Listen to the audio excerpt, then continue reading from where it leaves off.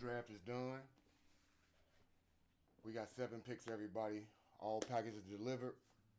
Everybody in Bears Nation is still debating whether or not Ryan Poles was too safe, uh, too arrogant, or simply flat out negligent in the way in which we addressed the draft. But I do need you guys to understand that this particular draft, or stream I should say, is not to focus on the draft picks. Because I need everybody to understand this, and understand this most importantly. Some of the most important Bears in 2026 didn't actually hear their names called. Last week, I believe we got 13 undrafted free agents. And for those of you who do not know, hit the subscribe button. An undrafted free agent means a guy who did not, as I stated, hear his name called in the NFL draft last weekend. And in that, he made a particular deal with a team to sign as a free agent as a best fit. We got camp invites as well, and those camp invites are people who have the opportunity to put on tape or show us and other people in the league what the scouts didn't see. Today, we break down every single one of them, the measurables, some stats. Let's get some visuals to these guys, lay some eyes on them, if you will. So let's get into it. Like I said, hit the like button, hit the subscribe button. I am winded as usual from running because we got to run out and get the kids going, aka the pooch. But what is going on with everybody today? If you have not tuned in before, I'm your host, Postman1914. And if you're just pulled up to the mail room, go ahead and drop a mailbox in the chat. Say what's up to everybody if you can. I want to see who in the Postal Gang showed up today. So shout out to everybody. And as I stated, we are talking undrafted free agents and camp invites. There's a breakdown for the Chicago Bears. So as I pull up one certain graphic here, we can see, just to put a highlight or a cap on it for everyone. Stu, what's going on with you? The draft picks that we did have are highlighted here. They have given us grades for those particular draft picks. So my first idea would be, do you guys disagree with any of those draft grades that were assigned? Because I know people have their own thoughts about whether or not the Bears did any reaching for Xavier Thomas or Sam Roush, somebody like that.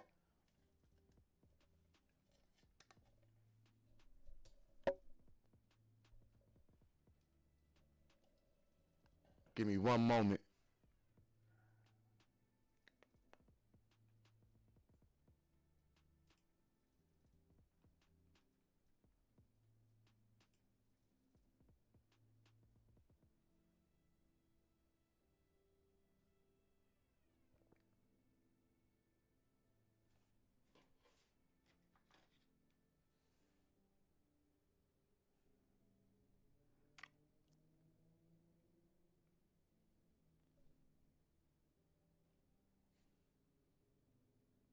I'm trying to figure out what's going on.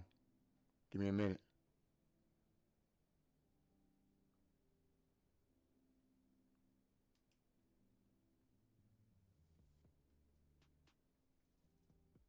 T Miles, what's up with you, bro?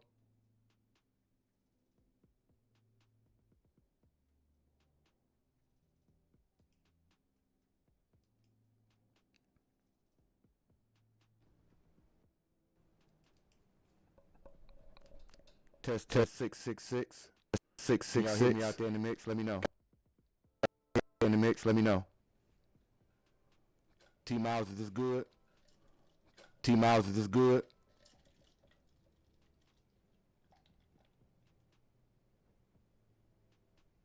I gotta know. I gotta know.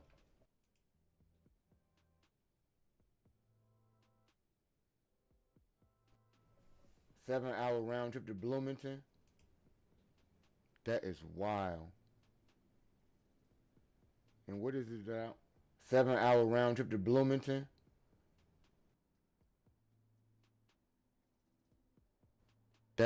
wild. And what is it about?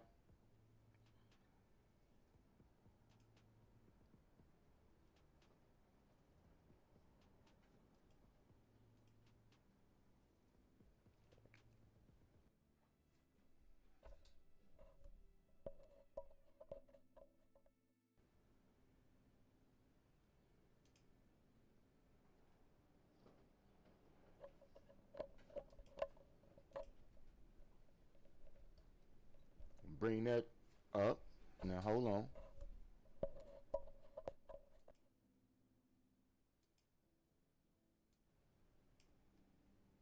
It was 2. What about now? Bring that up. Now hold on. He said it was 2.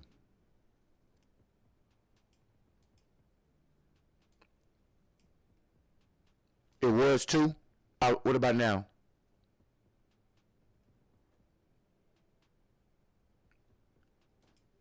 He said it was 2. Does that change anything for you? What about now?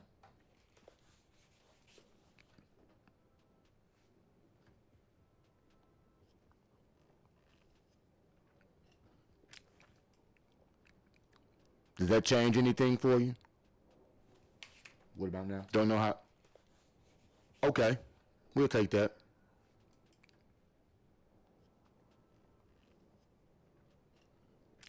I like it. So 1, don't know how. As we get into everything, okay, I do have a couple things for us to check on.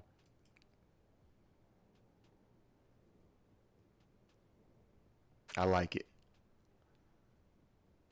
So 1, as we get into everything, okay, I do have a couple things for us to check on. And like I said, we talking free agents or undrafted, I would say, simply because, in essence, okay, how can I put it? Some people would ask why you wasting time on undrafted free agents. But I think that this video right here can give us a perfect summary to guesstimate exactly why those things. Some people would ask why you wasting time on undrafted free agents. And so if you give me, I think that this video right here can give us a perfect summary to guesstimate exactly why those things matter. Guys that didn't get their name called this weekend, man, just know it's not over. It's an opportunity awaiting. Keep working, the calls will come, and when they come, give it your best. Just use it as fuel. I mean, it ain't the end of the world. Just when you get your opportunity, just shine, and take advantage of it. Really learn the stories and learn the experiences of many of the other pros that you're going to come in contact with you in the locker room. I hope you're able to realize that it's not the end, and it's only the beginning. So the guys that didn't get their name called this weekend, man, just know it's not over. It's an opportunity awaiting. Keep working, the calls will come, and when they come, give it your best. Just use it as fuel. I mean, it ain't the end of the world. Just when you get your opportunity, just shine, and take advantage of it. Really learn the stories and learn the experiences of many of the other pros that you're going to come in contact with you in the locker room. I hope you're able to realize that it's not the end, and it's only the beginning. So the guys that didn't get their name. So for me, right there, we get to figure some of those types of things out as far as undrafted free agents. So I got a list of people that we put together. We get to figure some of those types of things out. Echo as far as free agents. So a list of people that we put together. I think I'm realizing how to work on production value was as opposed to actual. I think I'm realizing how to work on the knowledge production value. If even if I have that to capture football. Knowledge only. If even if I have that to capture messed up, I'm trying to make sure I got visuals on the chat. We ain't gonna get it be too appropriate. I'm trying to make sure I got visual engagement, the chat, so that I can be appropriate. Engagement. It's still an echo. God darn it. It's still an echo. God darn. I think I went too high. Let me know now. I think I went too high. Let me know now. Did I get up too high? Did I get up too high?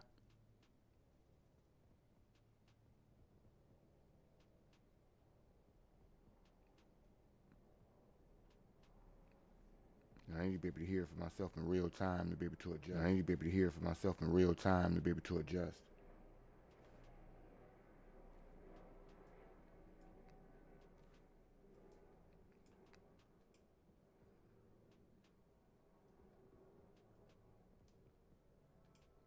Let me know. Let me know. Let me know. Let me know. Maybe I'll go down. Maybe I'll go down.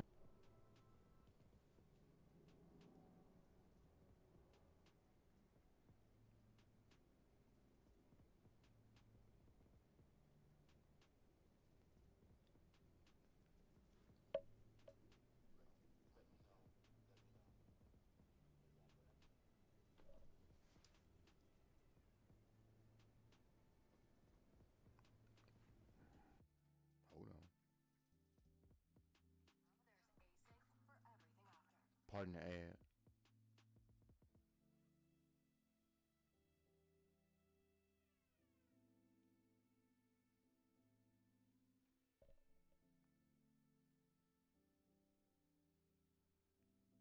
I do on real-time tech support. Gotta figure this out.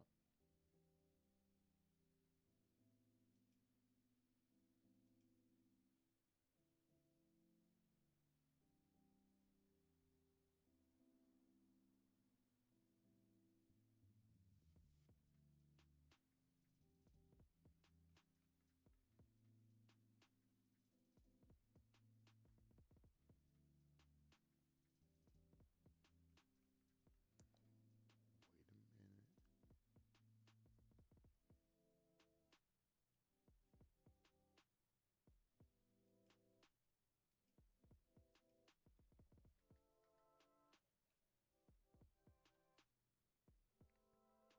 Maybe I cut the camera off right there.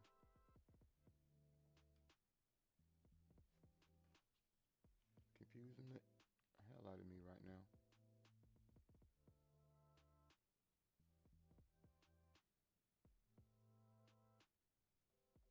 Wait a minute, let's find out.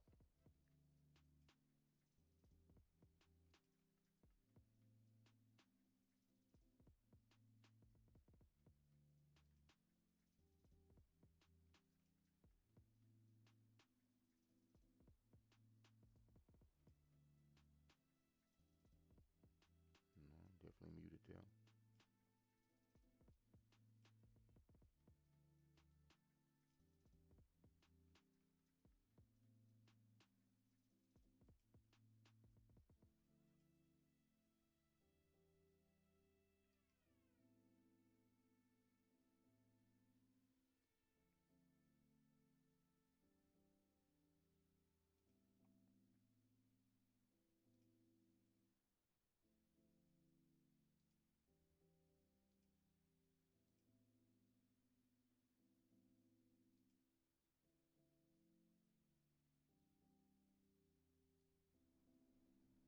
I'm trying to eliminate the echo. Hey, I need to go in postal segment right now.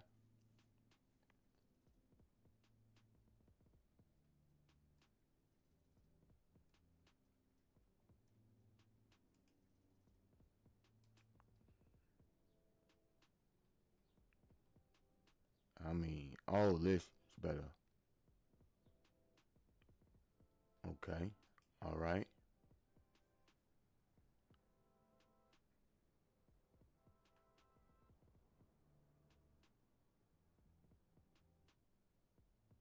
I'm trying to see, do I have any microphones open on my cameras?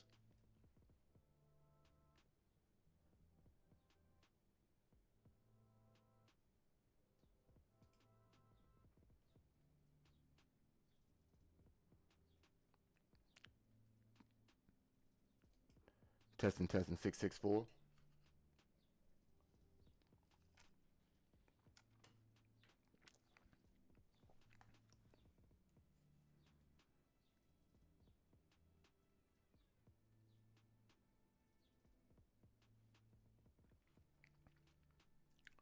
I want to make sure the echo was eliminated. Let me see if we can get to a 6 for you at least. Maybe we might have gotten, maybe we fixed it. No echo. Maybe you can hear my wonderful voice. He said I'm a 5 out of 10. We got to get past a 5 for T Miles. I need a set. If I don't get a 7 from T Miles, then that means the quality ain't there. That's my measuring stick for volume these days. Not even being funny. You did.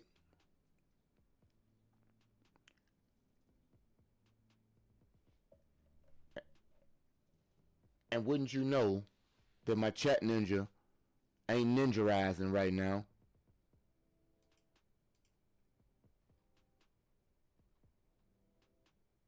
Crazy. All right. If we got this going, let's go ahead and we're gonna try to get into any of the undrafted. As I stated when we talk about undrafted free agents, you saw the video. Tyson Bagent, Jade Walker, Jack Sanborn, those types of guys right there. Examples. Realize that Jade caught a last-second touchdown to force OT against the Packers this season. You got a guy like Tyson. They got a new deal and it's been rumored to be pretty or somewhat valuable in the trade market, and that still may come to fruition when it comes to mini camps and everything passing for the actual real rosters. Next week we got rookie mini camp, so we talk about that right there, G Honda. And if Xavion taking over, hit that like button, G Honda and Z Honda only, because you the person who believes it. But he will be one of those guys that we talk about, and I say it because Ryan got kind of a track record for undrafted free agents as we talk. And the track record in itself lends you to understand that they know how to find guys year after year, at least one that always suffices to be a contributing factor to the team. And when you think about it, like I think they say NFL.com's Chad Reuter ranked 6 of the 13 UDFAs that we got in the top, let me see, I believe it was in the top 12 of their positions. So if you got 6 of the 13 people that didn't get drafted ranking in the top 12 of their position, it gives me the opportunity to think that this is something we can treat like a second draft class. And I say that because when you think about 6 of those guys having the possibility to make an impact, and we just made the playoffs, roster depth is something that's important because injury happens day after day. We saw it with the defense specifically, and we saw it more importantly when it came to the offense with the wide receiver room and how Jade was able to step up in the place of Luther's role, and Luther was able to ascend to the role of where Rome was in the pecking order. And I think things like that kind of give you just a clear indication of what value an undrafted free agent could bring to the team. And so, like, if you could, based on the UDFAs that we have picked up, offensive line, defense, quarterback, which position do you say we've done the best in or did the best in this year? Because if you don't know anything about any of the undrafted free agents and the camp invites, we got a small slideshow, if you will, to give you a visual to go along with the player. We will get to go over some of the potential highlights, and by highlight I mean not an actual play, but some of the intangibles that go along with talking about the team. And I think that those intangibles are things along with the camp invites, because we got a couple of those, and one in particular I think that everybody knows about, but I think I want to make the highlight of the stream when we talk about the camp invites, because his lineage would lend itself to kind of command that respect.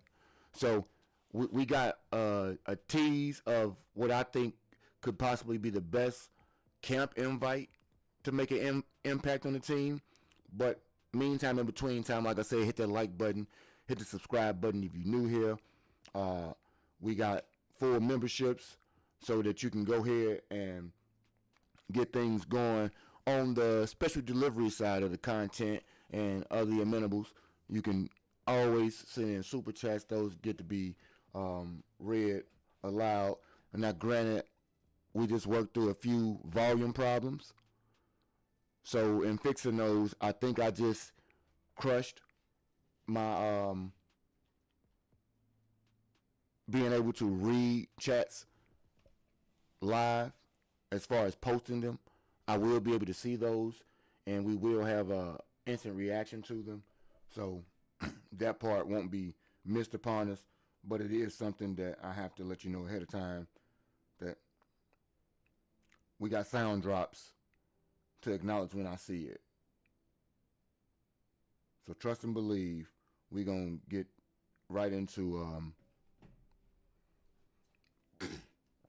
Xavier. Y'all, Vandenberg, Xavier, we talking about all of the people who got drafted. I dig it, but this is why. My apologies, people. Give me a moment.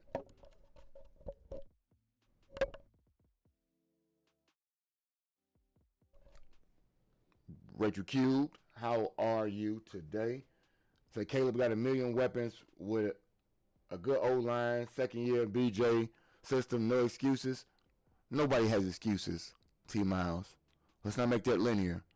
Just like you just said, Rome gonna be a dog. He had a lot of drops last year and he was injured. You ain't give him no smoke. You just said he ready. So let's realize that everybody need to improve.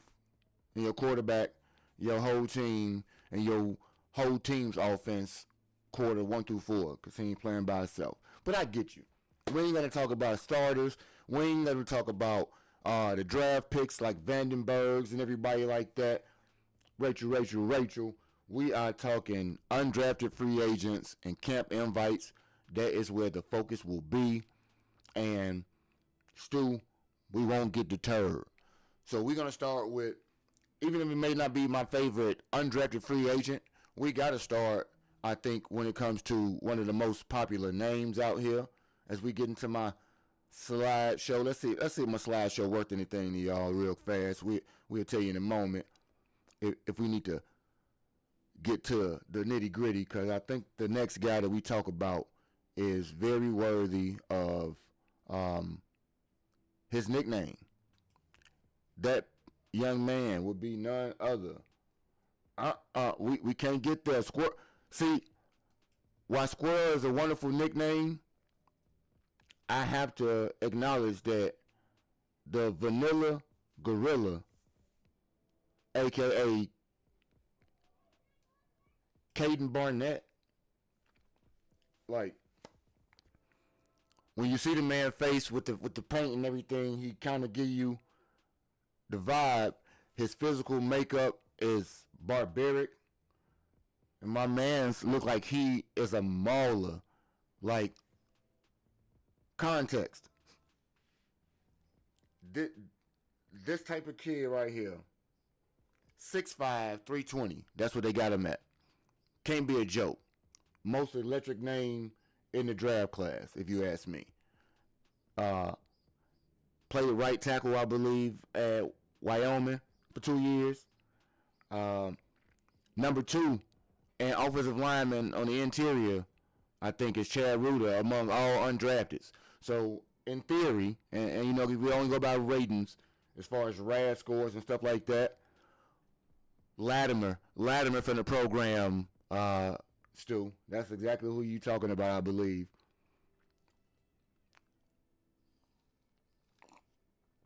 The program, Omar Epps.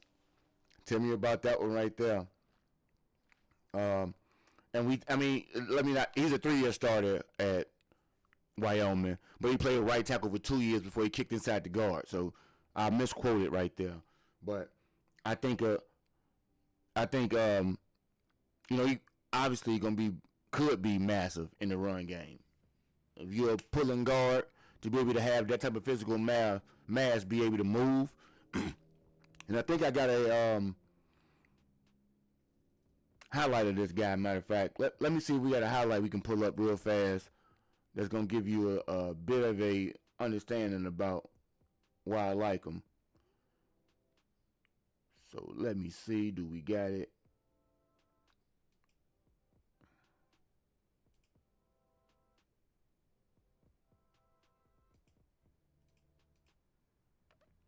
Let me tell you how crazy I am today.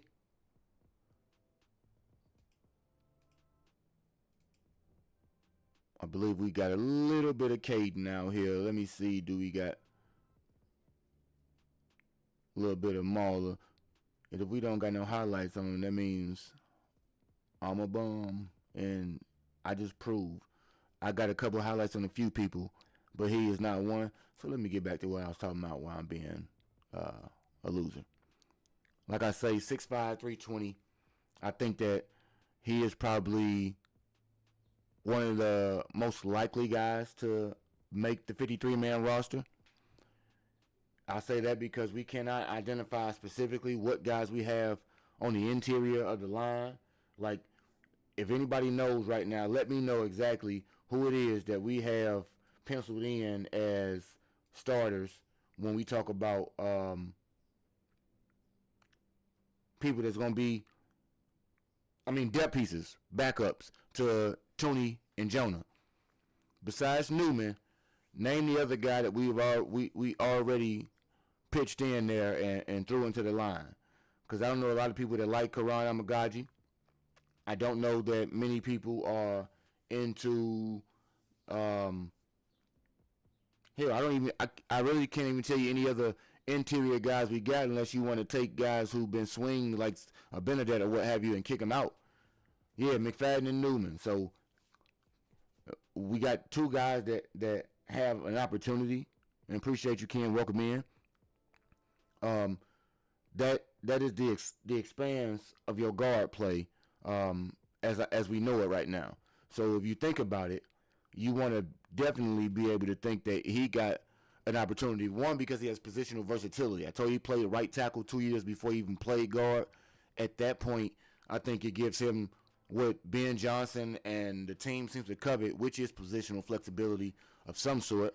And I think that in itself gives him the opportunity to probably man every position on the line except for center, I would assume. And so if you have the physical traits, and we talk about physical traits because they spoke highly of the undrafted free agents and their relative athletic scores, the Ross scores as they call them. But so they are we have the most athletic draft class in terms of measurables. And now it is spoken that we got the most athletic or the highest relative athletic score when it comes to the undrafted free agent class. So the Bears have clearly, I guess, identified that they want to have athletes. I will not have concern at the moment that these athletes are not football players to start before just being superb athletes. So my thought process there is that we are going to be able to have exactly what we need to do exactly what Herm Edwards would say. And I think, Rachel, I think you the one who told me about it over here. So we want to make sure that we are able to do exactly what the Bears want to do out here and what Herm Edwards wanted to do. And this is what everybody wanted to do out there for you, Ray. You play to win the game. You don't play to just play it. You don't play to just play it. So I'm hoping, my hope is that you have drafted guys that can play football and contribute in the athleticism. Because if not, G Honda, what you just say, won't be none of that. Playoffs? Don't talk about playoffs. You kidding me? Playoffs? won't be none of that. Won't be none of nan if we don't have guys that contribute at the highest level and give us a little bit of something that says, yes, I'm an athlete, but the athleticism I have accompanies my football ability. So I want you to know if you think Caden Barnett could be a special delivery or a return to sender. G Honda, thank you. Hey, look. So pardon me if y'all see me write stuff down while we out here. G Honda. Hey, look.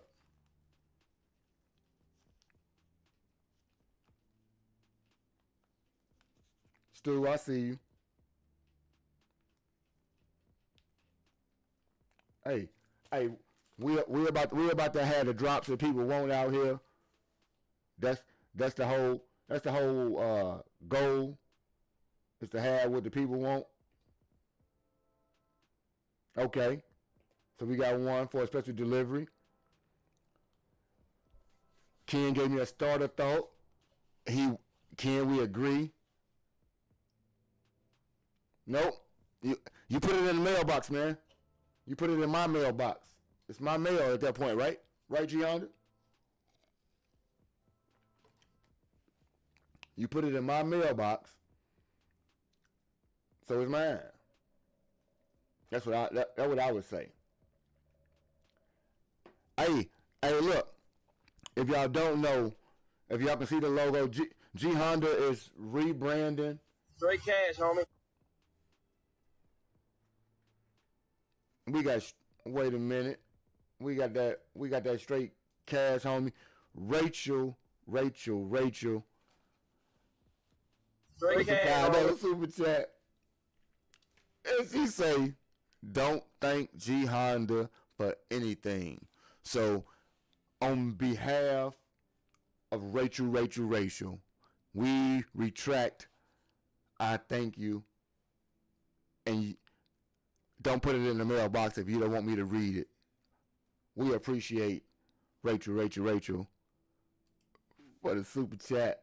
Let me see. Rachel, let me see, do we like any of these drops out here?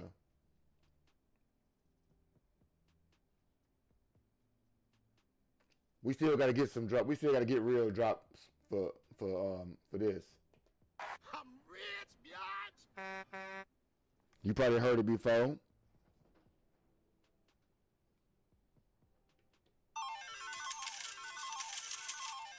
Sometimes I feel like I hit the jackpot. Makes me feel good inside.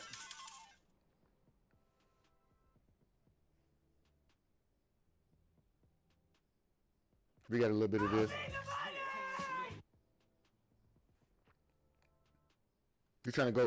We're trying to work on developing a couple things that might be appealing to anybody, because I do appreciate the opportunities that we get to spend together and talk football and BS a little bit.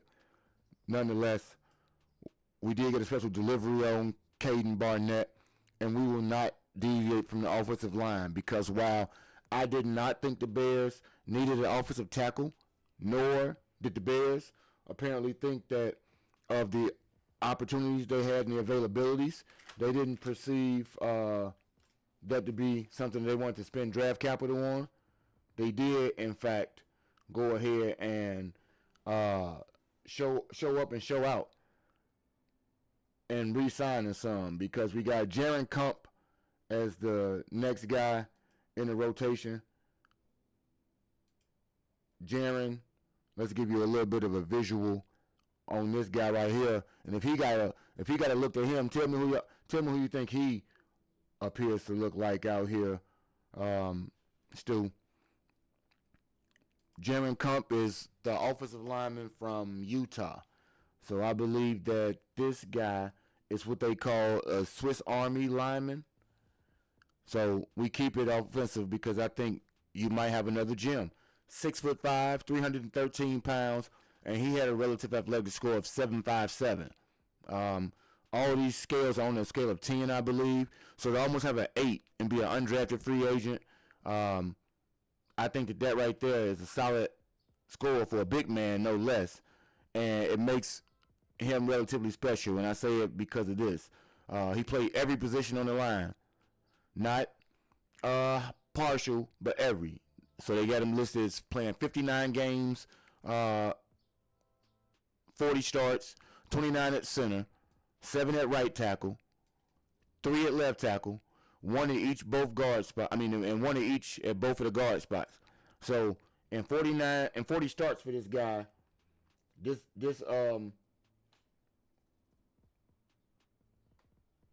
you're gonna get timed out. You're gonna get timed out. You will not talk about Sylvester on this stream in comparison to Bill Belichick. He do like Drago. Ken, he does. Now, like I told you, this dude, and I don't know what the PFSN score is, but they got the offensive line gets an impact score. And his impact score was 83, which is 6th best among all Big 12 centers. So to be, I don't know how many teams in the Big 12, but I know it's more than 6. And it's not just 7. So he allowed 1 sack the entire season. He was ranked by Chad Reuter again. I think Chad does a lot of these rankings as the 9th best interior offensive lineman among undrafted rookies. So, albeit a long shot in a lot of ways, I think that he quite potentially has the opportunity to go ahead and be a practice squad guy. Injuries will come about for us right there. And I think that if you got 2 of the top 10 undrafted interior linemen around, both of them won't make the squad. But I do think he has an opportunity to make the practice squad because his versatility is going to keep him safe for us, and hopefully it won't allow another team to be curious and poach him away. So I think that when you talk about a guy like Jaron Kump, if he is the Swiss Army knife that he's presumed to be, and the guy that he has been throughout the course of his collegiate career, I think that gives, what's the word I'm looking for? High probability, perhaps, just to keep it safe, is what I think he offers you when we talk about the ways in which he has the opportunity to possibly play on the 53-man roster at some point throughout the year, but I think it'll be more so practice squad. So if anybody has a verdict, if they will, practice squad for this guy, slips onto the 53-man roster or gets cut, where do we say a guy like a Jaron Kump falls in the line when we speak about the offensive line and the undrafted free agents?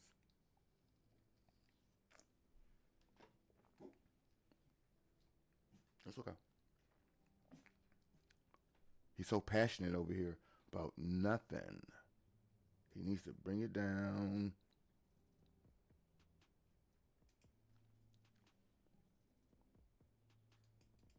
And he needs to be a Belichick name right, Rachel. That's the problem. Practice squad, okay, we got a practice squad. Man, you know what?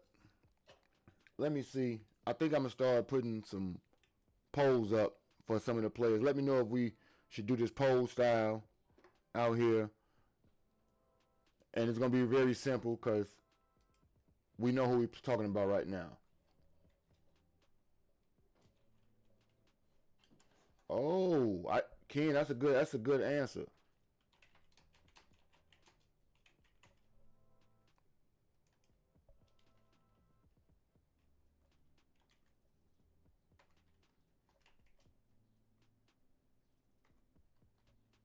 That's nice right there.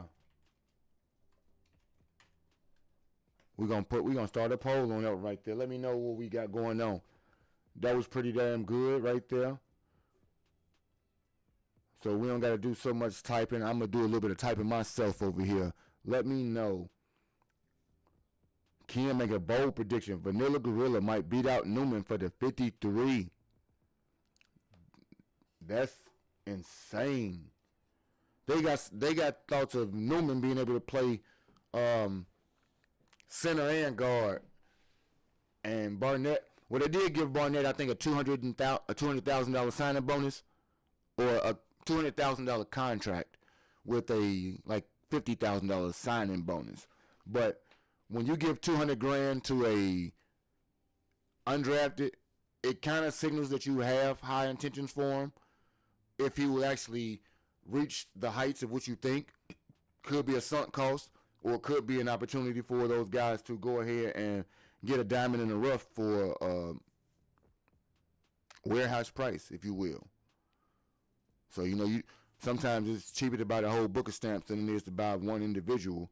And so the Bears may have just gotten a book of stamps for the price of the individual. You see what I'm saying? This is the relative value that you get in an undrafted free agent, where you get something on total discount, well below market rate, and nobody other than my man can agree to disagree. Hey, so look, welcome in to you, my friend. If you don't know, we might share a similar passion and a different approach at times. And it's wild that you got to agree to disagree as far as your pod goes, brother, because me and my de facto co-host, when he has the opportunity, rarely flushly agree. And so it's always an agree to disagree vibe. And right now, while we talking agree to disagree, we got a poll up.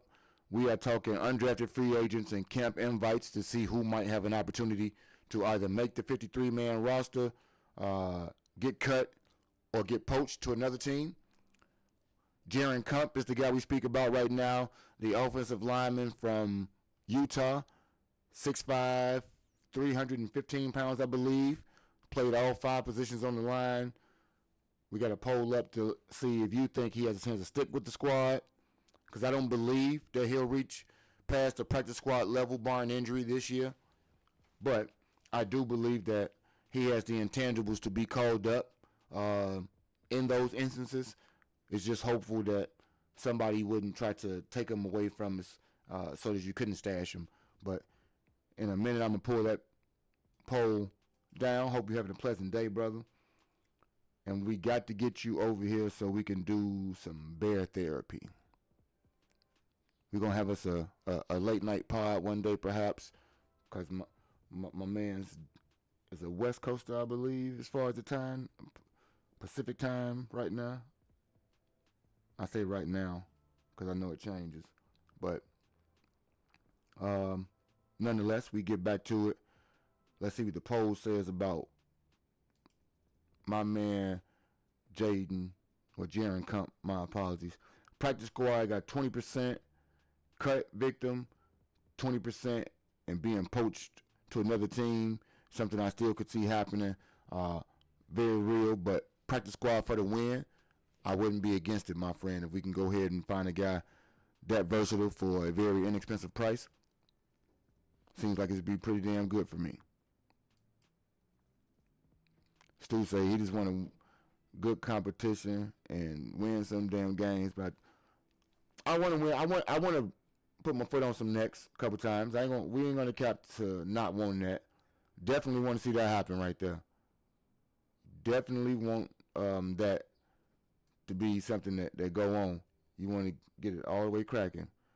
For me, I'm gonna be hopeful that they've done everything they need to do that's beneficial to getting us to the next level.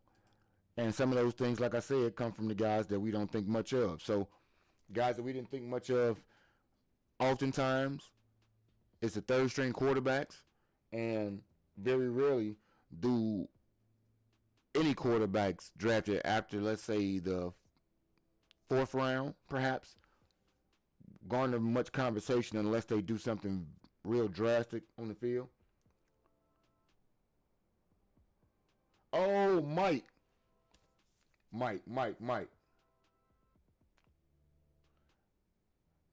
No, it's not a singular. It's not a singular at all, Mike. When we talk about getting together, I don't want to disagree. I like a little harmony. I want somebody on my side sometimes, or somebody who might be objective and right down the middle. I would hope to do that on the day that I can have my co-host be available, since I believe, and I don't know that you share the same time zone. But yeah, this might be this might be an opportunity for a foursome that is not in total animus. So my humble apologies, Mike. Wouldn't have thought about it if everybody don't know. Agree to disagree is a tandem with Mike and Ken. I assume they may, don't hold me to it, but don't hold me to it.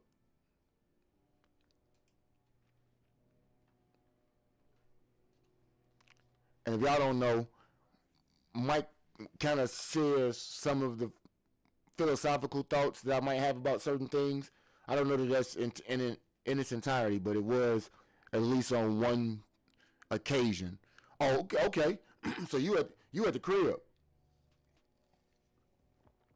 So I got a Central Time Zone co-host. I got a Arizona Time Zone co-host. So we gonna make it happen either way. That's in the makes. I just figured that the email is universal. But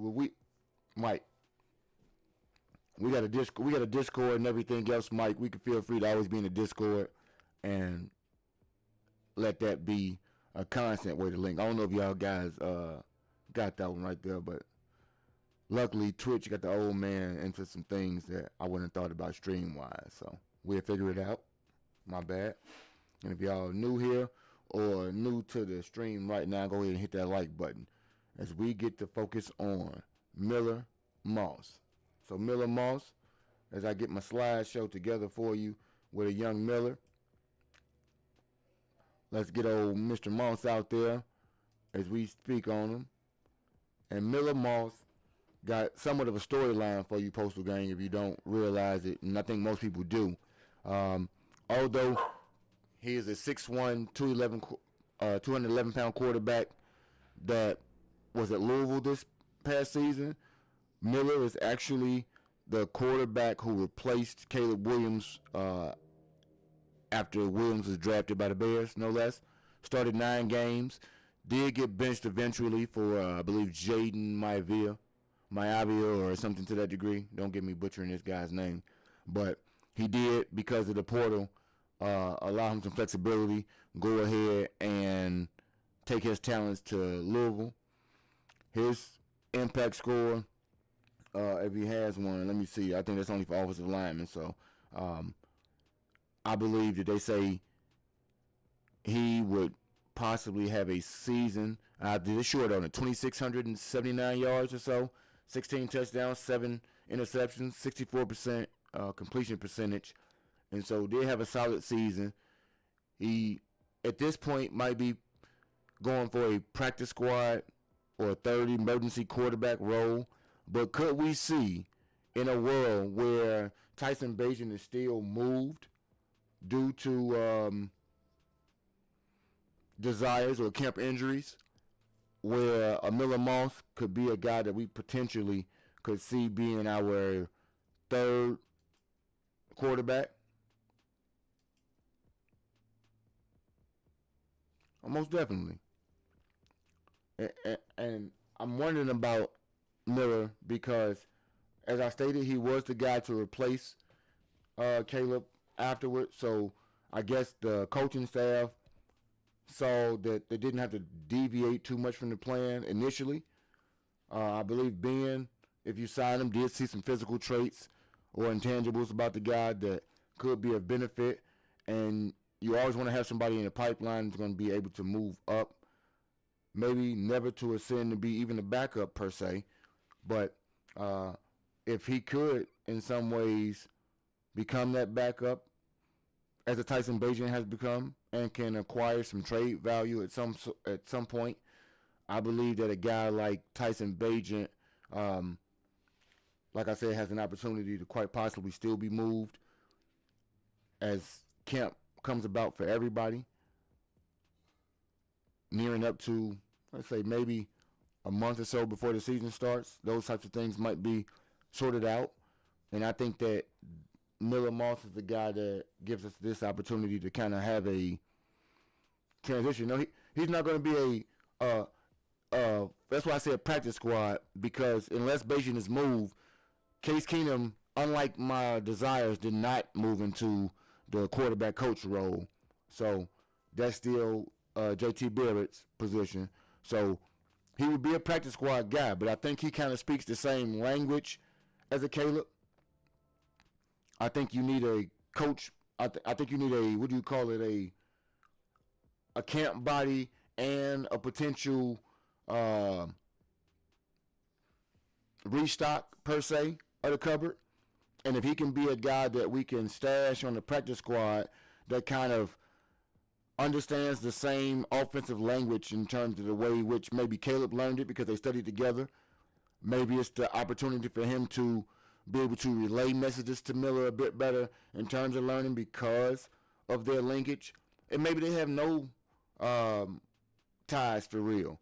But I don't think that the familiarity is missed upon Ben Johnson and Ryan Poles, nor do I think it's something that Caleb would shy away from being able to help them develop another quality talent of sorts, because he intends on being here as long as the Brady's of the world in terms of success. So to have those Matt Castles and Brissett's and the Garoppolos and everybody be, underneath me, it just bodes well for us to be able to see those guys, identify a guy like that, and have him be a member of the Bears quarterback room on the whole. I don't know if the fourth string or the practice squad guy goes to meetings, but I'm sure that he is privy to the playbook so that when they run scrimmage and everything like that, the game plan is not missed upon those guys. So I do believe that it gives the ultimate pipeline to keep him in the fold, get him for an inexpensive price, see if he shakes out, and quite possibly, like I said, has the opportunity, at least presented in front of him right now, to be thrust into an position of as high as backup for the Bears. But right now, I do see it to be a bit more of a practice squad stash.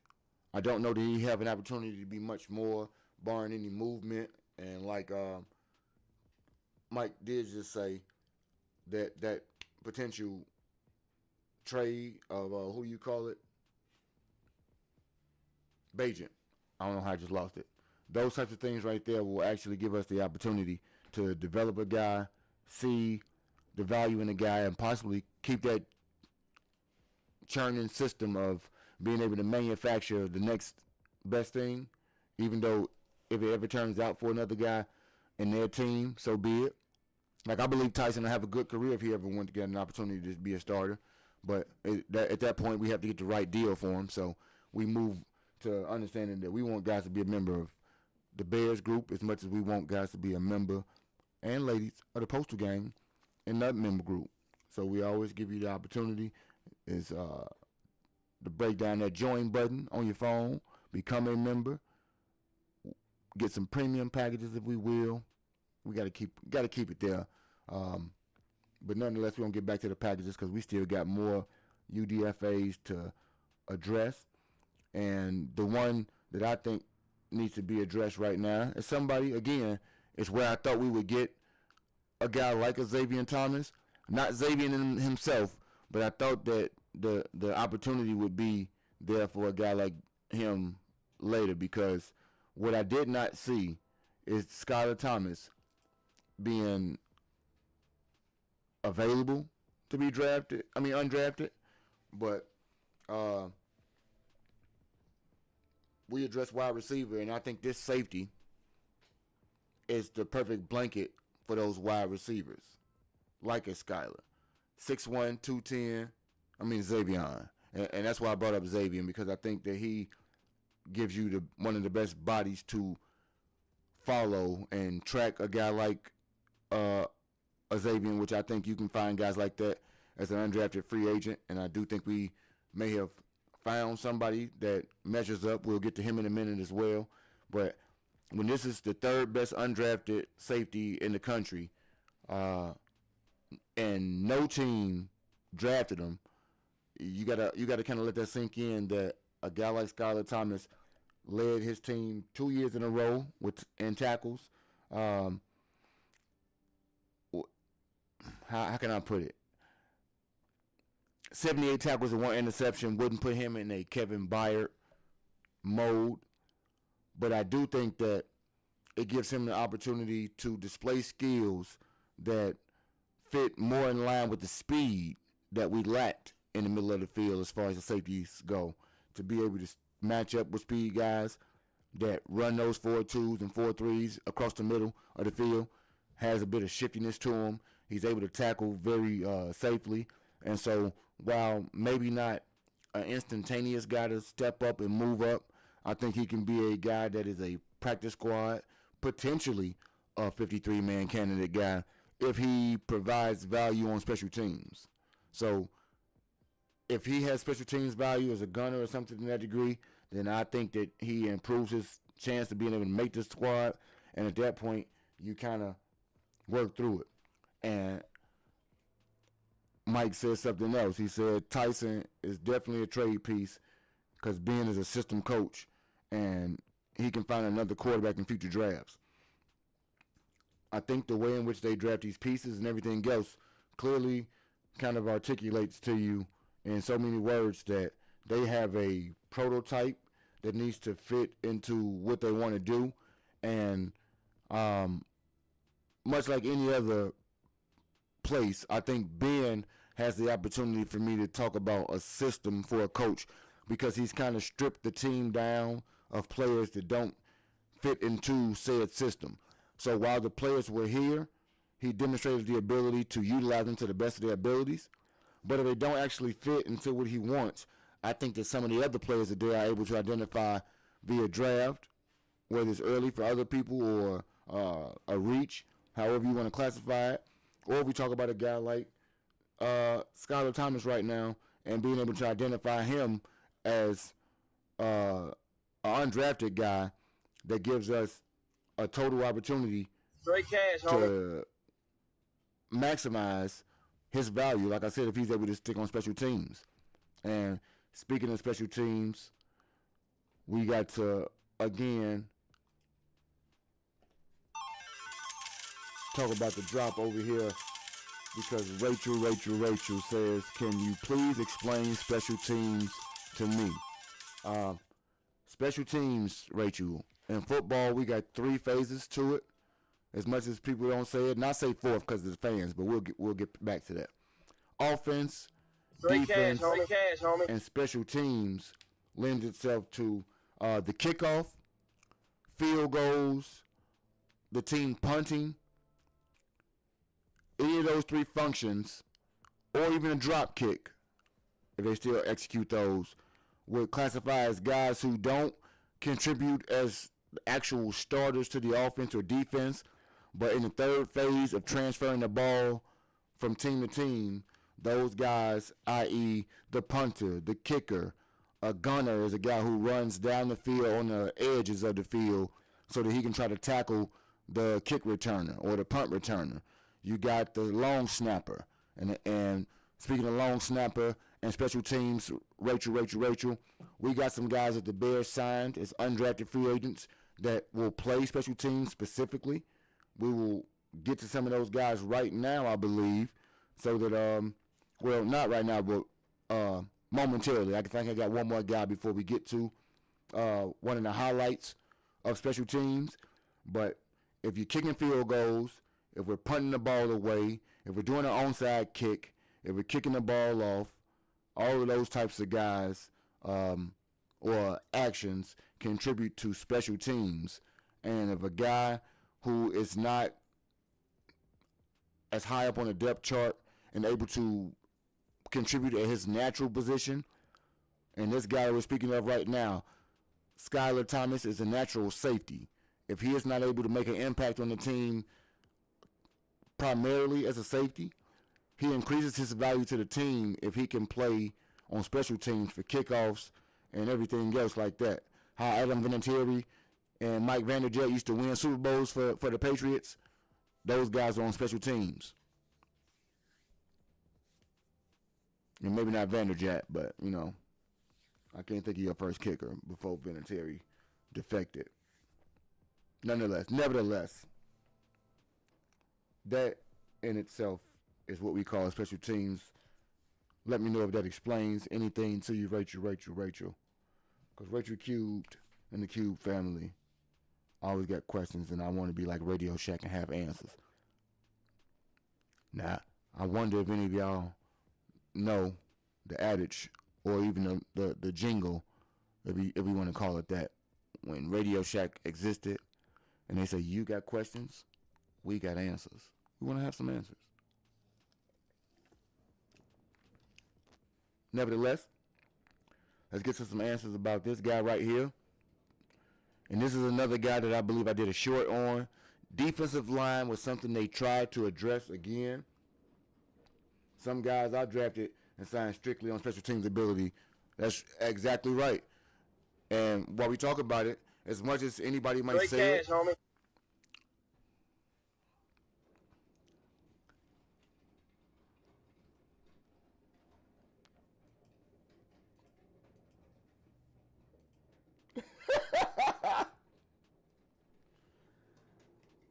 Oh, hey, she said, how much the time G Honda out for the whole show?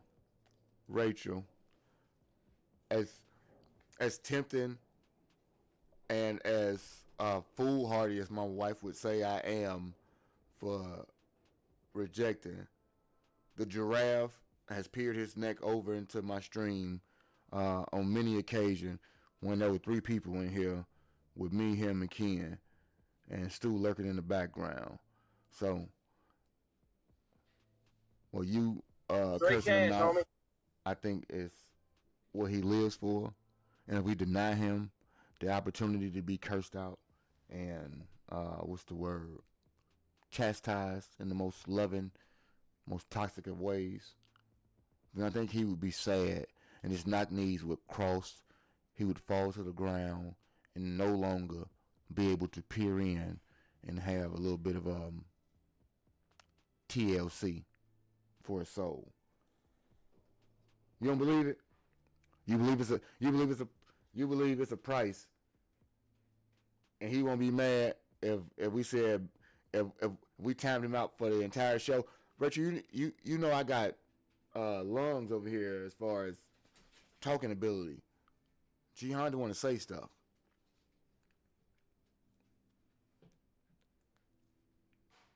He said, "Let him go away."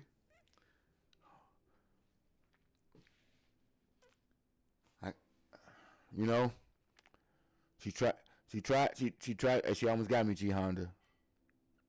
Almost, hey. I don't know why I like you, Ninja. No clue why I like you. But we'll let you stay here. And just know that if we get too crazy over there, if we will, I'll message Rachel the banishment price to the pit. And don't think I don't still got a pit over here. I never use my mail, my postal pit, G Honda, because I seen it on SBC, and at that point, since I was a fledgling over here, everybody was gonna say I stole it, if you will, for lack of a better term. So I just strayed away from it. But that was one of my original opportunities or thoughts, was to have a postal pit and kick your black down the pit. We had the whole scene and everything. You know what, Rachel? So, hey, it's gonna be a pit. We will have a super chat pit. Next episode, the next live stream, which is tomorrow, but next Sunday, anybody who want to get in on a super chat pit, the super chat pit, I guess, will allow you to be timed out in the chat for we'll do a poll on how long, but the super chat pit, you get to see yourself, or at least hopefully your name, go down into the pit. So I like that. Y'all gonna have me. I like a little interaction over here. So we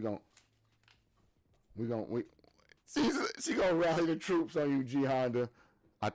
I wonder if we kick a giraffe down the pit, will the neck still peer out, and could he still see, or his little antennas, his little steel antennas, will they be up? Rachel Q, let me know. I think we might have to make sure he swirls around the pit like a toilet bowl, so make sure he don't get back up here. Cause if he gets back up here, Rachel, he got to see this guy Jaden Lovin, and they call Jaden Lovin the Freak. Now, I can't call him the Freak because I heard the name for Javon Curse back in the day when I was a kid. So to have this guy be called the Freak would be a bit redundant to me. But this is the guy that did make me stop and pause the scroll when I saw that they signed him. And I say it like this: he's 6'1", but he's 309 pounds. And that says bowling ball to a lot of people, but I want a bowling ball for Andrew Billings type of role. And I say it like this: he got a relative athletic score of 9.93 out of 10. So think about that. This guy got a 9.9 out of 10, and he run a sub 4.840. So how he didn't get drafted is possibly like scheme fit for most people, and he kind of undersized for a 4-3 type of defensive tackle, but possibly in our system because they like a lot of versatility, a la the Shamar Turners and the motivated Dale Dangbos. A guy like this had 44 tackles, 44 total tackles, 8.5 TFLs or tackles for loss. I mean, I tackle you in the backfield, Rachel. 2.5 sacks and 3 fumble recoveries. And I think like I said, scheme fit or his size is the reason he didn't get drafted. But his athleticism and his versatility, I think, gives him the opportunity to at least have the opportunity to make some noise. And so I would think that since people are upset, especially Bear fans, that we didn't draft more interior defensive linemen or linemen in general, I think that he might be the sleeper for me.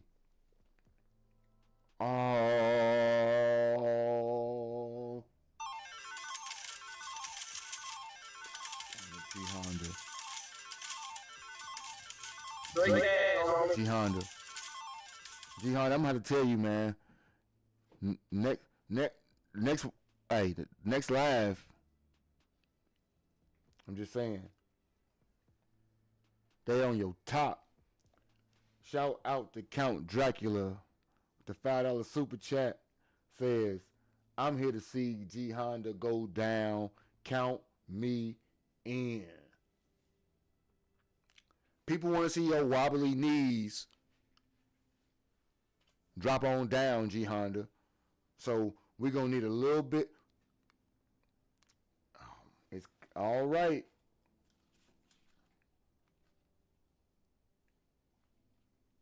G Honda.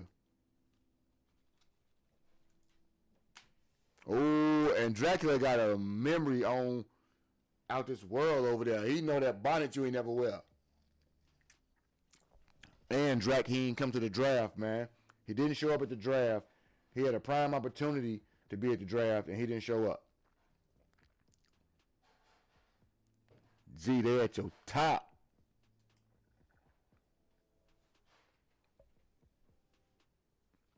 An elephant never forgets, so what did giraffe do? I don't know, G Honda. We'll figure it out. Now, like I said, for him to have a 9.93 in his relative athletic score, I think that has to put people on alert as him being one of, if not the number one sleeper, if we talk about it when we speak about UDFAs, because if he can show that athleticism in camp, I'm I'm almost certain that the coaches will notice that, and that might put him in the opportunity to make the team. So I give him an opportunity based on what we got going on, because some of the guys that he got signed could still get cut. He was scared to go to the NFL draft? Okay. I don't think he's scared to go up the middle and terrorize the quarterback. And, he might be terrorizing Drew Aller or somebody like that this year. And I think, like, seriously, to have the athletic score that he has, the Bears prided themselves on it, and they pretty adamant about adding that type of speed and athleticism. Let's see if it pans out. But right now, 53-man roster, we gonna get. I got it. Here we go. We're gonna start a poll. Somebody help G Honda read it, if y'all can.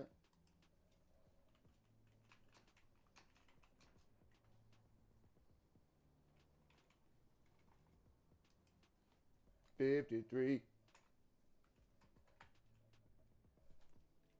So let me know. Will he make the 53-man? The practice squad? And I think he good enough to be poached. We're going to start the poll right there in G Honda's name. We don't got to start a poll for G Honda. I'm sorry, the chat has spoken, G Honda. We will have a honorary G Honda pit. We're going to have an honorary giraffe pit just for you. The postal pit featuring G Honda. That's how you're just gonna spin around. You're gonna swirl around that. Wait till I figure out. They gave me a task for the afternoon, G Honda, that I didn't think I was gonna be assigned with undertaking. Next Level Sports Lounge. What it do? We got cowboy love and everything else going on around here. We got a postal pit being put into existence for G Honda himself. We got the chat that actually wants to put G Honda in the damn postal pit, not just on a Sunday. They want deliveries every day they can get them, and they say put yo knock-kneed ass in the pit. I didn't say it. I ain't say it. Excuse me? G Honda, when last time you been to the Super Bowl, G Honda?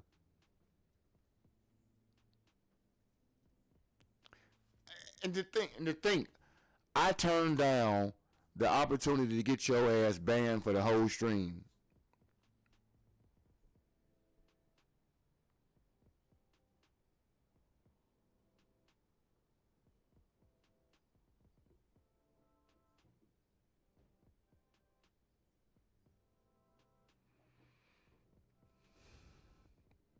People gotta hit the like button for stuff like that.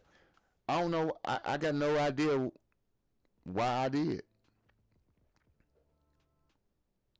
Boy, stop.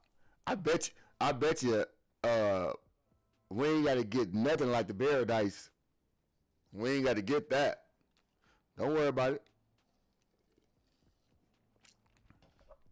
They gonna have a time kicking your ass down the pit.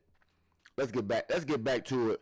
Next Level. We talking undrafted free agents, and we are talking camp invites as well. Let's get back to it as we just finished wrapping up on one Jaden Loving, defensive lineman from Wake Forest, that I think has the opportunity to make the Bears 53-man roster, to be honest. And we got a poll up. If you want to vote on it, and you know a little bit about any of the people that we speak of, feel free to tap in. And if you don't, tap in anyway. It's fun to see people vote, be engaged with the poll, and, see how it all shakes out for this player's fate. Is he going to be a special delivery, or will he be a return to sender? Maybe he gets lost in transit. You never know. I see a lot of things happen in the post office, but we're going to find out what happens with this guy. So let's pull the poll up, see what the chat has said, and the people have spoken.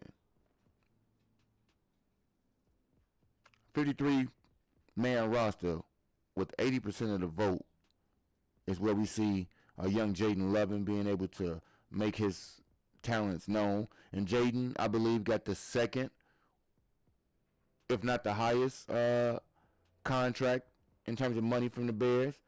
So pretty good to look at that right there. Got that 80%. So we agree. A Jaden Levin is somebody to watch out for. Stu.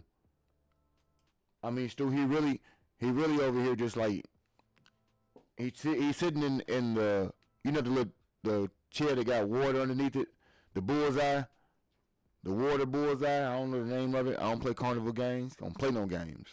But I think that G Honda wants to sit his black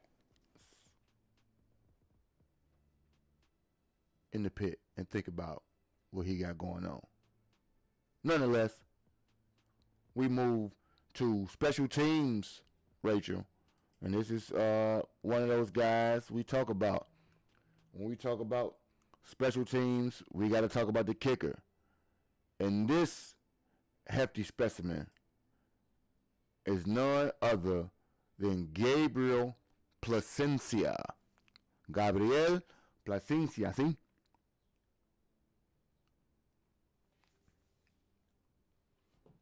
Next level has a question before I get to the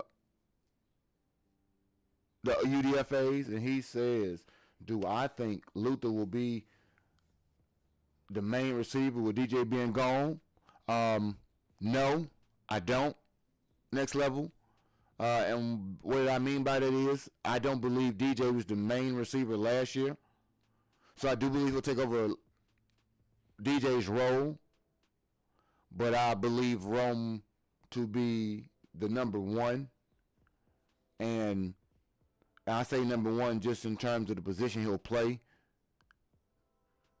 And I see that in terms of second in targets, as far as receivers go, would be Luther, as opposed to him getting more catches and such than a Rome Odunze. I know Rome had a down season last year, but the first 5 games of the year were somewhat exceptional. He wasn't just being like force fed or anything like that or heavily peppered. He was making shit happen. And I think that we often want to throw people away very early. We saw Rome give 757 yards his rookie season as a third string. Luther didn't quite get to that height in his third year. And so we know that Rome has the ability. Now you got to clean up a couple things.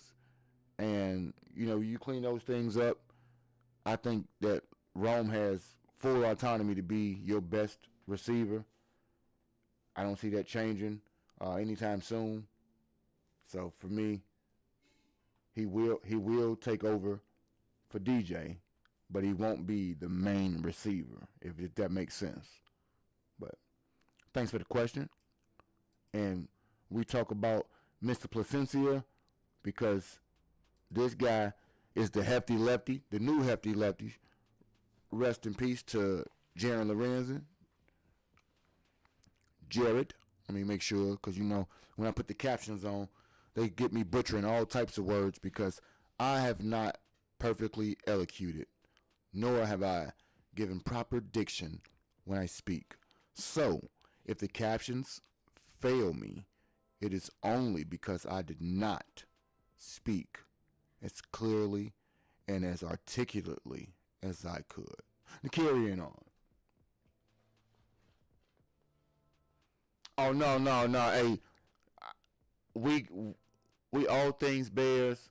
We gonna have opportunities to get sidetracked at times, but like I say, the new boot we talk about now can't get sidetracked, nor can he get moved. But I do think, in watching some of his highlights, I would prefer he gets that trajectory up because once again, we're getting some Cairo Santo vibes. He has length, he has accuracy. 19 of 23 on his field goals, last year, a 53-yarder in college or whatever. He went to San Diego State.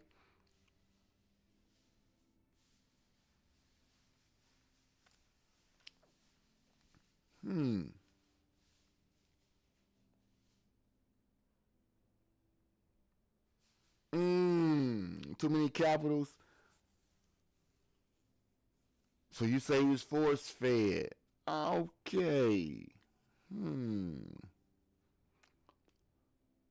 So, how can I put it? Because, how can I put it? How can I word this to gain a fair understanding in that? And I think, as a matter of fact, I would like to table that particular quote or question for our opportunity to have a back and forth dialogue. Just so that you don't got to type so much about that one, because I think it has relevance, and I think there may be a slight misspeak on my behalf in terms of how it was phrased for me, but it would be a bit much, I think, to try to quantify what I mean by not being force-fed, but I'm going to save it for when we actually do engage, Mike, because at that point it gives us an opportunity to clearly articulate the whys that go along with that, as opposed to it being a blanket type of statement. So at that point, we gonna where I'm from as far as the postal industry goes, we would have to put a stop on delivery, if we will. You say Rome's cool. I honestly feel that he was force-fed a lot of the receptions that he received. Not a bad thing, but he was definitely made a focus. Yes. We like the word into it. I do. I receive it in the way in which you just put it right there. But in the interest of intrigue, we're gonna put a stop on delivery. Make sure if you can, in any dialogue we have, man, just make sure, and if you want to, right above of the. If you want to crown them, then crown their ass. But they are who we thought they were, and we let them off the hook. Right below, and I'll just see if I can. You want to crown them, then crown their ass. But they are who we thought they were, and we let them off the hook. Oh, wait. We got a new member out here. We got a new member to the Postal Game Next Level Sports. The priority mail has been delivered. Hey, he put a pin in wrong. I fuck with it the long way right there. I'm still working on my how can I say it, the digital presentation of some of these types of things. So even those simplistic things right there give me comfort and joy, and it give me goals to kind of be able to work on certain things, to whether it be an enlarged emote or anything else like that. Because right now, like my emoticons, emojis, whatever word they want to use for them over here, I think they small and they need to get a more pop. And I don't understand how to do something like the outsource, but I don't want to get into that too much because it was crazy. And you talking about the Vikings game, not the Vikings game, the Cardinal game, right? Hey, the Bears are who we thought they were. I want to get that on there as well, but we'll get back to it because I keep not giving deference to my guy, Gabriel Placencia. Do not let me stop. 19-23 on field goals last year. I'm not going to oversell undrafted kicker, but I will say that the opportunity is there for the young man. It's not a depth signing. Cairo could be on his way out at any given time. If he does enter a kicker competition, I would think that he provides a viable option. You may not be that savvy vet, but if you do, I think that low drama, high importance, if I can term it right, would be the best way to talk about that signing. And if he can, like I said, from what I've seen, if that trajectory can change with his kick, where it's not so low, and maybe it was just the kicks that I saw, but the ones that I saw, I think you need to get those kicks up a bit so that they don't run the risk of being blocked so incessantly, if we will. I think that gives us opportunity to put him at the low-end priority when we talk about 53-man roster. And I say that because there is no backup kicker. If you got length and accuracy, as Stu said, roster spot. If you can beat out the incumbent, no reason why your cheap services, real inexpensive services, should not be things for us to get. Now, we will kind of buffer through a few of these other guys a bit quickly and talk about some of those camp guys. But we got a KC Eziamume, I believe. And I like KC Eziamume simply for one biased reason and one biased reason only. I am a graduate and alumni of Alabama State University. The first 2 years of Casey Eziamume's career was spent at what I classify as the House on the Hill. And the House on the Hill is Alabama A&M in Huntsville, Alabama. And that is my direct rival when it comes to a school. You know, the Michigans and the Michigan State type of battle doesn't resonate very much. But the Alabama and Auburn, we like the HBCU Alabama-Auburn type of matchup when it comes to A&M versus those guys up there that represent that old Bama State spirit. So at that point, my man's is my man's. And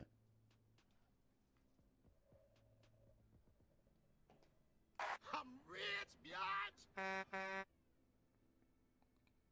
Next Level Sports Lounge with the upgrade. So let me tell you how that go. You standing in line. He wanna get shipping, and they like ground next day priority, and he was like ground. And he's like no, hold on, wait, take it back. Let me go ahead and make sure it get there safe and sound as fast as it can. Let me get a priority express. Welcome on in. He got the Rome membership. Man, the Rome membership is none of them, but blessings to all of them, and the priority is what it is.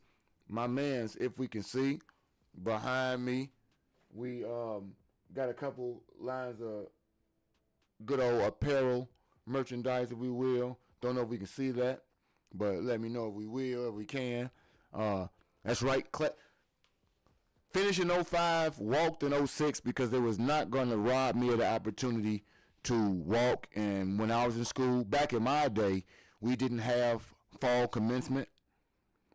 So graduating or completing your degree in the fall rendered you no opportunity to do anything but work. You can work, but you couldn't walk across the stage. I'm always going to think that when I paid that type of damn money, I deserve to walk across the stage. That was my mama's. That was one of her best Mother's Day gifts, because you know they do graduation around the time. So we're going to walk across that stage. So if we had to sit around for, 6 months or whatever until May got there from December, so what? Wasn't going to be no big thing.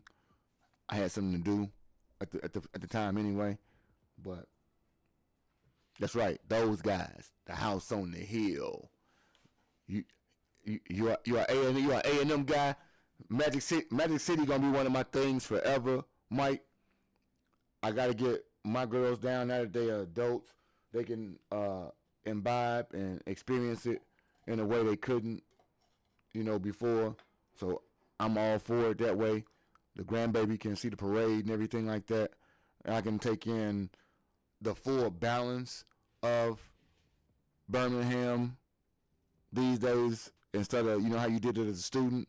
Like the parade, yes, I was there, but if we didn't get up and make it, if we didn't go down the day before or whatever, or wake up early enough, so what? Now those types of experiences, I think, give me the opportunity to be excited about my school, and that gets me excited about the opportunity for a guy like Ezzy Amame, simply because, like I said, went to A&M, transferred to Tulane. Well, actually, he transferred to Albany, and then he went to Tulane. But the work never stopped. The man got 9 pass breakups at A&M and 6 more at Tulane. So the Bears lost Nashawn Wright and C.J. Gardner-Johnson in free agency. I think that a guy that has his physical attributes, his ability to break up pass, means he has a nose to be around the ball, and he is an extra semester to go to Al Harris University. If it wasn't from a guy like Malik Muhammad and Zay Frazier and a Terrell Smith, I would say that this guy could instantly go ahead and make it to the 53-man. I see it more so, unfortunately for itself, as a practice squad guy right now, just because I do see that while people scrutinized or questioned the depth that we used to have at that position, I do think that we have a knack for identifying talent in the secondary. And once again, I think this is one of those guys we'd be able to hide, kind of stash on the back end, and maybe he pays dividends very early on.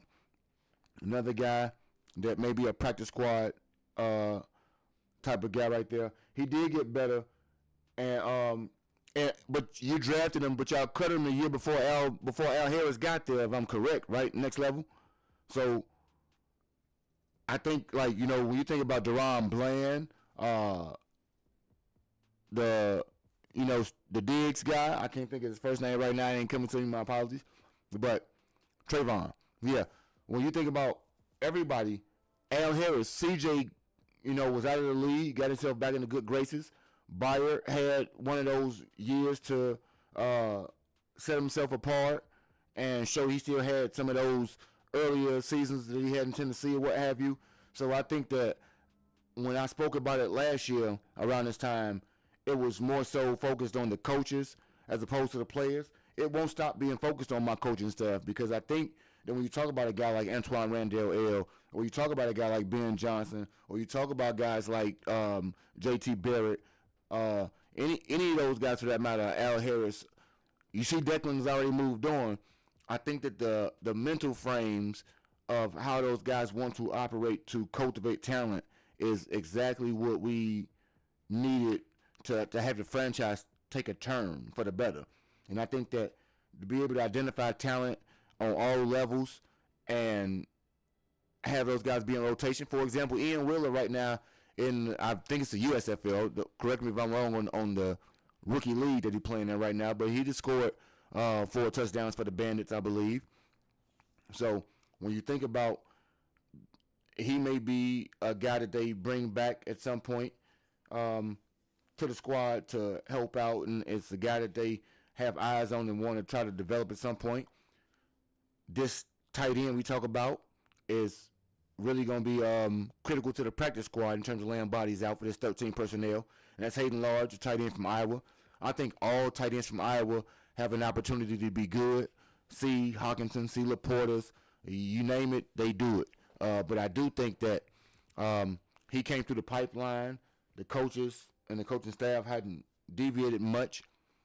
I don't know that he has the opportunity now with the Rouse being drafted. And this is where, again, I thought the Bears would focus or concentrate efforts on getting a guy like this now instead of getting the Sam Rouse. Nonetheless, you may be able to, at some point, have a Hayden Large be defined enough for you to keep him on the roster. And some of these guys, if they pan out to be anything that is worth their salt, they can be trade chips. They don't have to stay with the team just because we develop them and see ways to move on. So when you have it's something against all the previous coaches, with the exception of Lovey, and I say that Lovey was a bit Tom Thibodeau-esque in his blind spots. His blind spots didn't allow him to be as great as he could have been. His stubbornness, if you will, that rigidity, while it needs to happen in certain areas of our lives, I think that to be totally inflexible is where the downfall of a guy like Lovey comes into play. But those other ones, to be damned, I got no problem with criticizing them because they didn't know what the hell they was doing. Foxy was here to get money. Tressman was really a coordinator, and I don't blame the guys for being hired, taking the job, but you were ill-equipped, Nagy, and whomever else they want to put in. Don't even talk about Flus. Like, I don't begrudge anybody for taking the money, but yeah, they can get it. They didn't do a damn thing. They all sucked. Next up, when we talk about wide receivers and people that could contribute to the team, maybe not this year, or maybe so, but this guy transferred from Tennessee, he had a breakout year, and then landed at Florida State. So he got speed. He's a slot type, and I don't know that he'll be on the 53-man roster because I think he has a long shot more so to be a, practice squad player now because of Xavier. But Squirrel White, I don't want to call him Wright, 5'10", $178, a speedster. That's the guy I thought we would try to go get to be like a gadget or a straight 9 route type of guy, just a speed guy, get down the field. Nonetheless, they drafted Xavier. I think they have a larger expectation of him because he's a bit larger guy. I think he's closer to 200 pounds than not. So 178, I think he's average size for his position. The 5'10" is where he's a bit diminutive, to say the least, in football, at least for his position. So I think he gets more of a opportunity for the practice squad in hopes that he can stick around. And I think that bodes the same way for this guy right here when we talk about wide receivers, because I thought this would be where the Bears kind of addressed or gave the opportunity for the 4 and 5 spots of the group to be decided. Omari Kelly is a wide receiver from Michigan State. Same, like I said, wide receiver depth. Maybe a camp body who could surprise because of, I think the pedigree may be there for Michigan State in terms of it being a Power 5 school. May have seen some competition that other people like, or maybe do some things that the staff thinks he can do on the receiving end specifically. So stay tuned for that. Also, we got a guy like a Bo Gardner who's out there. And we'll go through the rest of my slides just to see if it's anybody that I didn't give you pictures on.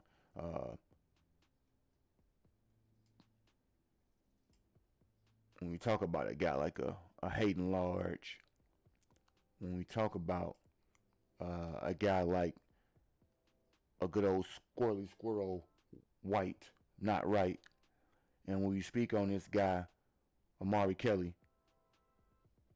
we got to get into the nitty-gritty of it with the long snapper here that we speak of. So Gardner is, like I said, Georgia, good stock in terms of the school.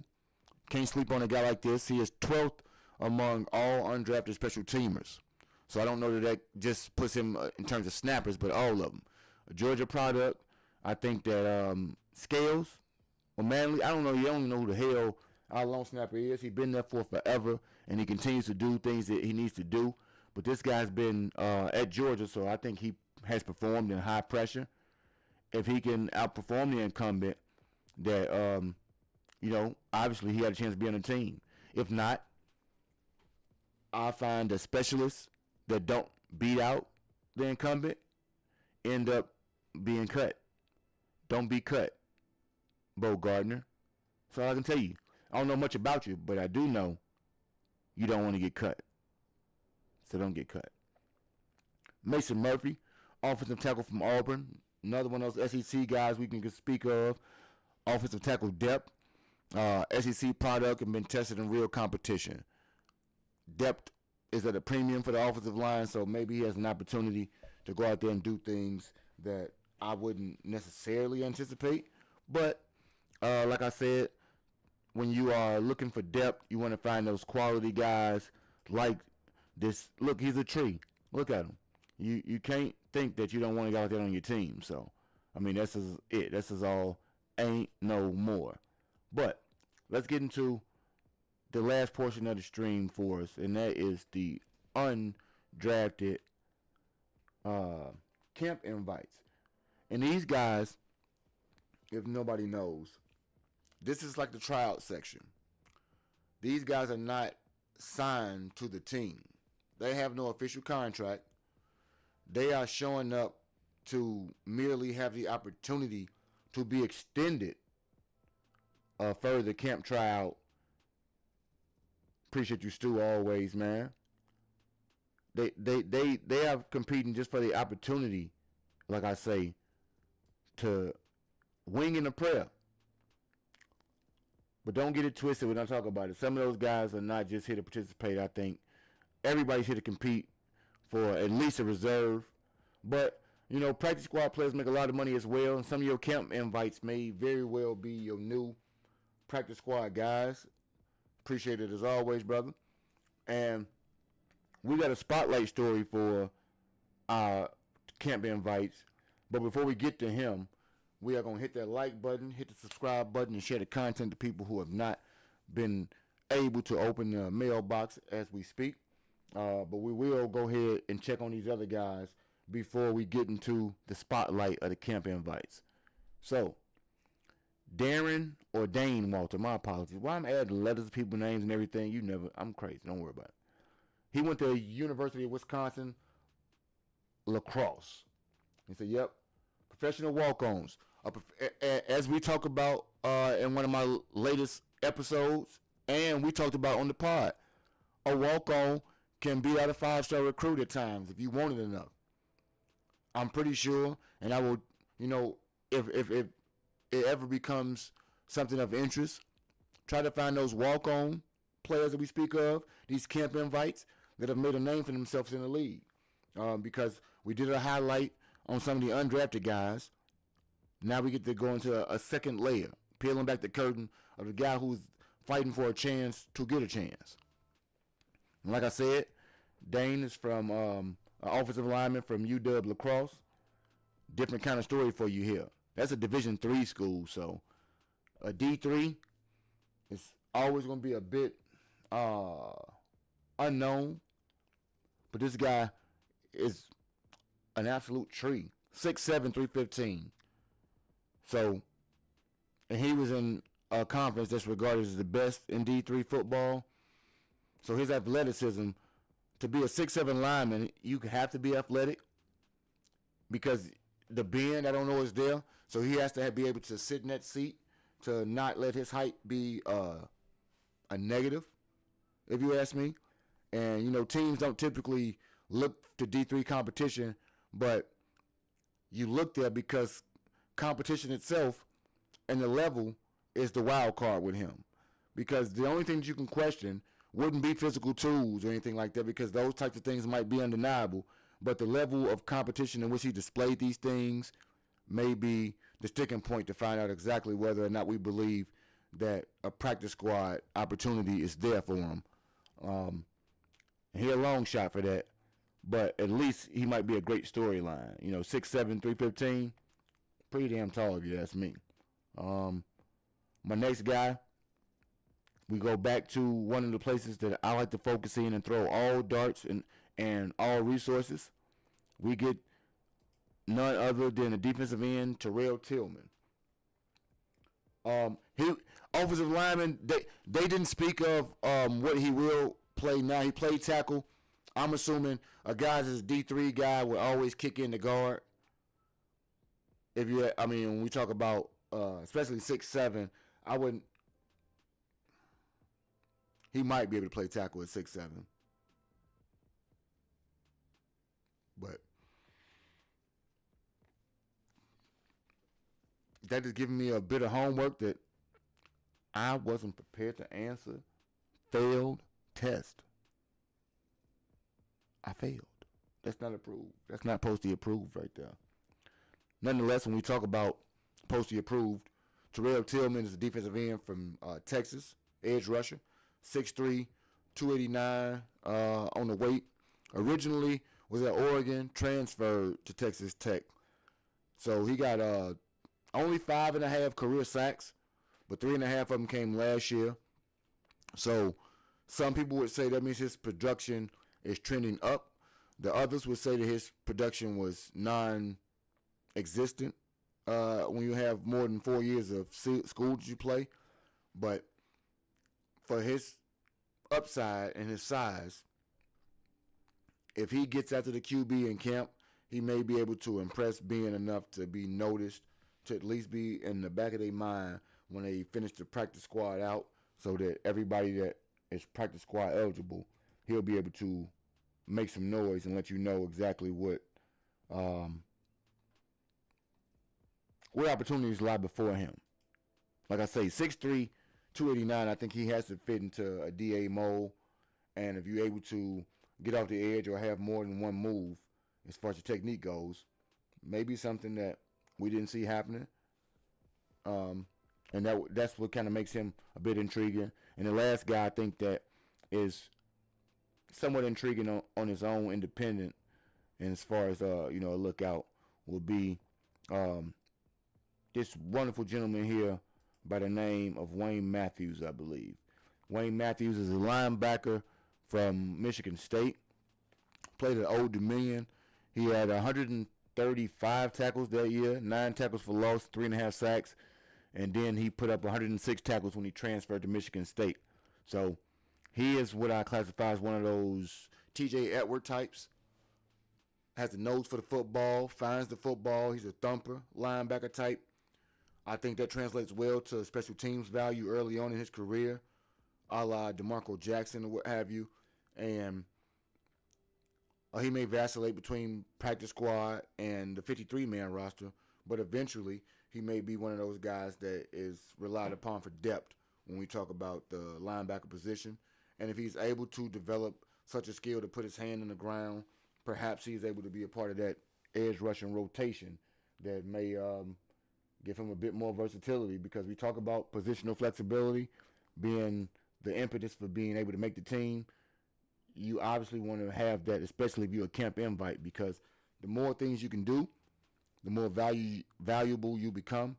And I think that is tenfold when it comes to those guys that are past the fringe of making the squad, but you are even on the fringe of making the practice squad. And that brings us to some of these guys that we speak of.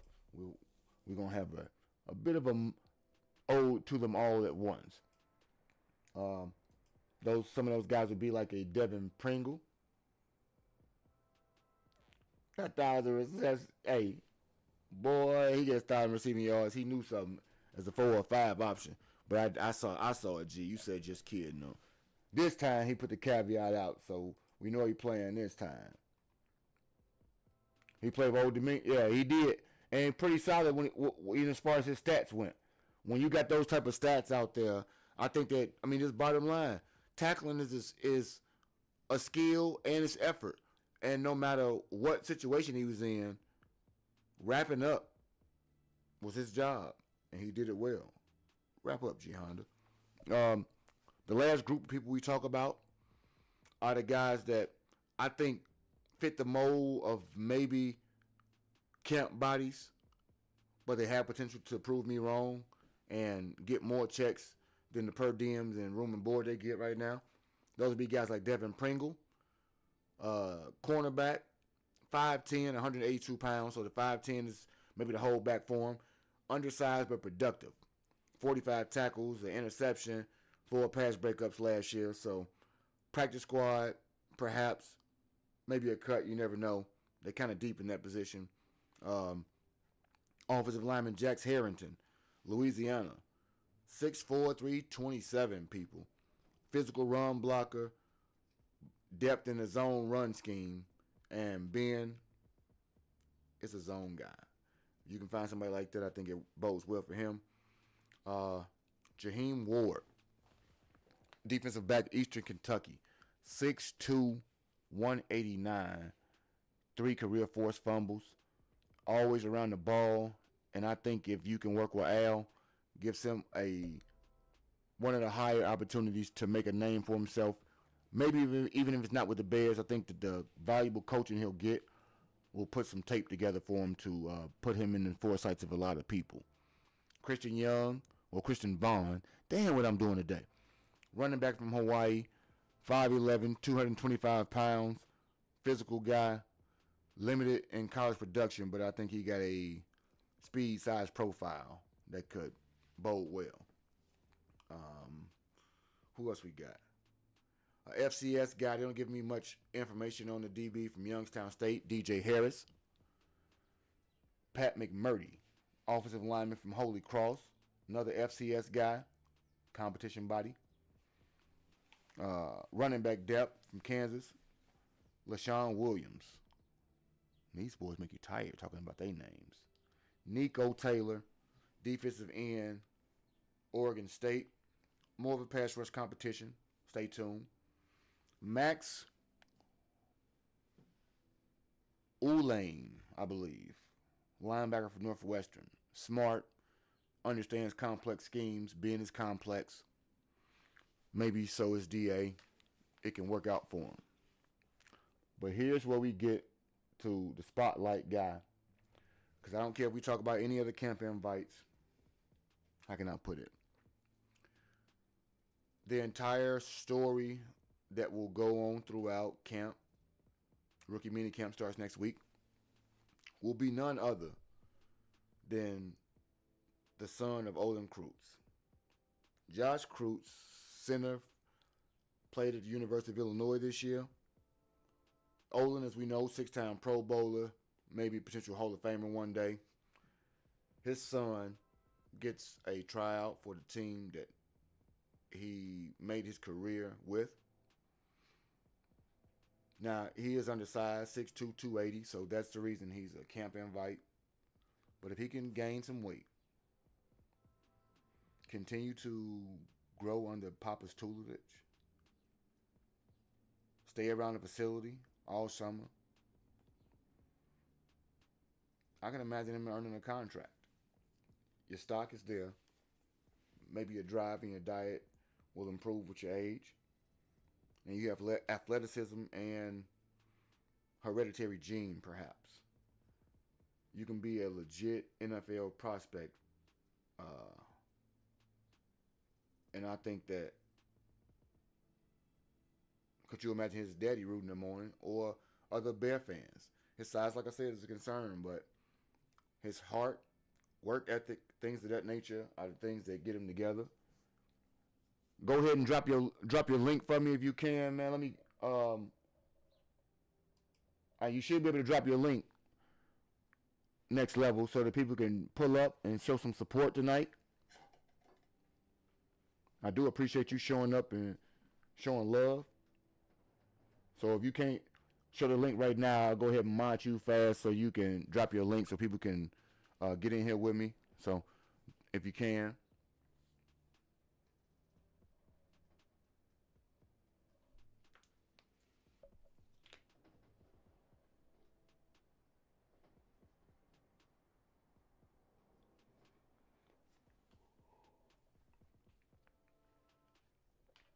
But to wrap, like, the most perfect scenario, this guy gets an opportunity to minimum be practice squad, possibly make the 53-man roster. Bradbury gets traded. He shows enough in camp to go ahead and assume his rightful position and work his way up as a member of the Chicago Bears, along with following in the family business with his daddy. I can't be mad at that in any way, shape, or form. I think that would be the best perfect way to summarize the full package today. What I mean by that, Postal Gang, 13 UDFAs broken down, camp invites, all the packages opened up. I think that we have made every pick that we could. But I do want everybody to make comments on the video as we conclude. Which UDFA do you think most likely has an opportunity to make the roster? What guys do you think you might want to see get cut from other rosters and possibly make your own, because the work never stops. I don't know if he has a number yet, T. Miles. That's interesting. I didn't check any press conferences or to see that they ain't picked numbers yet. I'm gonna check ChicagoBears.com to make sure about contract signings, as that is usually the thing around rookie minicamp, getting everybody signed, making sure everybody's deal's done, so that when the real camp starts, they don't have to be holdouts. But that's a good, interesting thing. We'll go through trying to get some jersey reveals and do some shorts this week on new numbers. Who this? But with that being said, I do appreciate everybody who has dropped super chats today. New members to the channel, like I said, feel free to hit the join button. Get the membership perks of being able to see certain content before others. The opportunities to have your fingerprints all over the design of some of the content that we get to present as a Postal Gang and the Mailbox family. But as we know, this is your last chance to do so today, because I am winded. There are a couple things left on the honey-do list that I must do for myself and for the wife. So if you can, go right ahead. Like I said, hit that join button. Any last super chats that I need to read, feel free, because these types of things will help me to continue to, one, alleviate our microphone problems, two, get better equipment so that we can continue to make the mailroom most efficient when it comes to delivery. And I like to read every single one of them. It helps us to learn and outsource opportunities to have the knowledge infused to make better content, whether it be for live stream or for videos, as I seek to be better in that delivery. Short content as well. The ads are new to the stream, so I'm trying to possibly get a bit of feedback on those as well. But the stream is the proof. The draft does not end on day 3. Ryan Poles, Ben Johnson, Chicago Bears are still building, still evaluating, and still trying to assemble a product worth delivering. And as far as my job goes, it is my job to deliver and track every single signing, every cut, every practice squad move, and deliver that package straight to you, if we can, just to give you all the corny mail puns that I can give you for the day.